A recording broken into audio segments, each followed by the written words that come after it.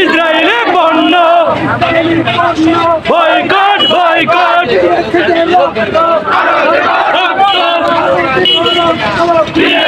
রক্ত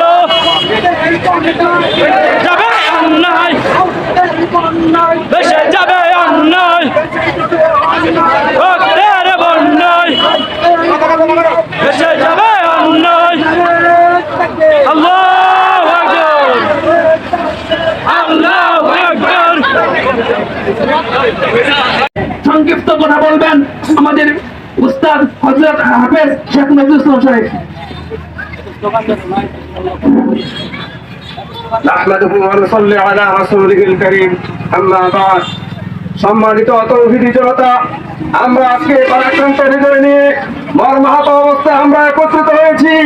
আমাদের ভাই বোনদেরকে ফিলিস্তিনি যারা আজকে শাহাদাত বরণ করেছে, ইসরায়েলি আগ্রাসন বাহিনী নির্বিচারে তাদেরকে খুনি করে তাদের ঘরবাড়ি সহ তাদেরকে মৃত্যুবরণ করে দিয়েছে।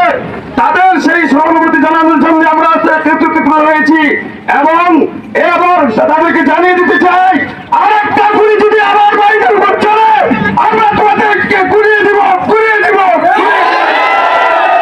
আর পাশাপাশি বলতে চাই, সারা বিশ্বের মুসলমানদেরকে ঐক্যবদ্ধ হয়েছে এবং মুসলিম শাসক যারা মুনাফিকের আচরণে আছে এদের বিরুদ্ধে সোচ্চার হন, এদেরকে কলা গাছে নামিয়ে হকপন্থীকে তাদের আসনে বসান, সহযোগিতা তাদেরকে হাত বাড়ানোর চেষ্টা করেন।